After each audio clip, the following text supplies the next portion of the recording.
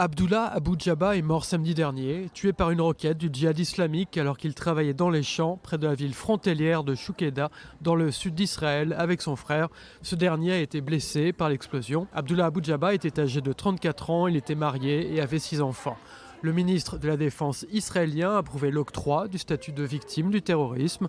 La veuve et les enfants d'Abdullah Abu Jabba recevront des allocations de l'État d'Israël. Il travaillait avec son frère et un autre homme quand la roquette s'est abattue près d'eux.